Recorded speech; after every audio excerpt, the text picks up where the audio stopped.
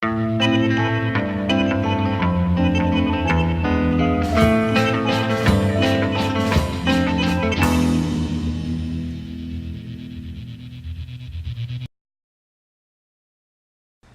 people hear the word cyber terrorism, the first thing that usually comes to one's mind is the thoughts of terrorists, war, explosions, or some type of physical activity. They may cause harm or death to innocent people. However, cyber terrorism is not usually intended for physical harm. Rather, it is mostly intended to attack the network of computers or devices to gain access of confidential data or financial information. Today, we are lucky we haven't witnessed any cyber terrorism activities as of yet, but we have witnessed many cyber attacks. Some people might think, what's the difference between the two? But there is a big difference. Cyber terrorism are acts of sabotage that may be carried out to cause terror and loss of critical infrastructures. Computers are used to store, process, and communicate information between groups or certain individuals. Computers are not the problem though, it's the people who manipulate them for cyber attacks. People commit these acts through the computer because it is cheap, difficult to track, and can affect large numbers of people, which can take place from anywhere in the world. Today we face entire organizations or groups of hackers which commit these acts to use it to get into government databases for profit, fraud, disabling defense, blackmail, to control machinery, social unrest, and destruction and fear. There are numerous ways hackers can get into a system. They can get into a system through a virus, Trojan horse, or even an email. Wireless networks can be one of the biggest threats to the public. You don't have to be physically connected to a computer to acquire people's information.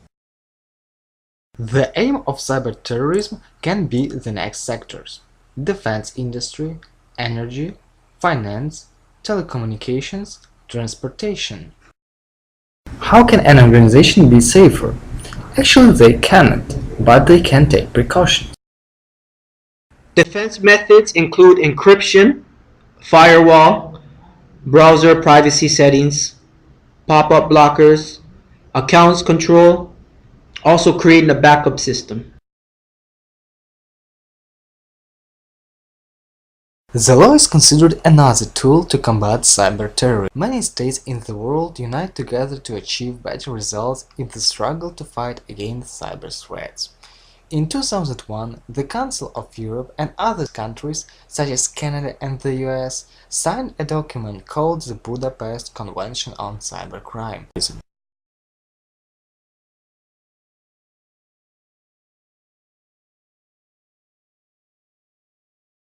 This document is a guideline for developing national legislation against cyber terrorism.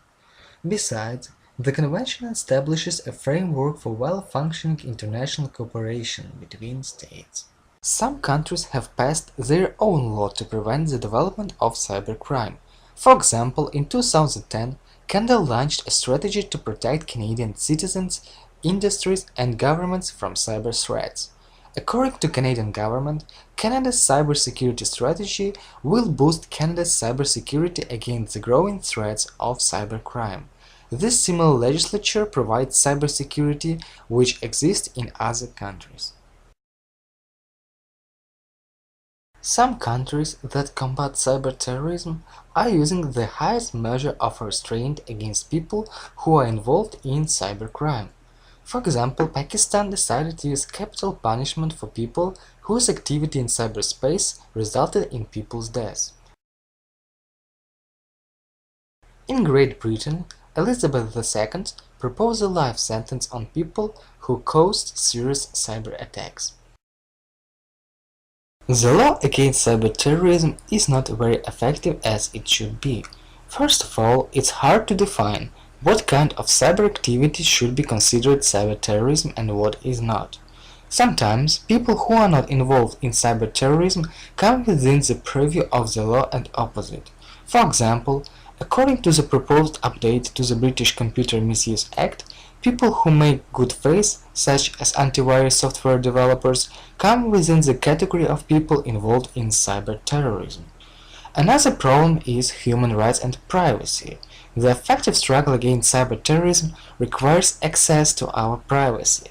That is why many projects of cybersecurity bills are subjected to criticism, as it has happened with the Cyber Information Sharing Act in US. Except there are many other problems that break the development of effective anti-cyberterrorism laws. The cybersecurity law needs significant changes to be able to secure us from threats of cyberterrorism.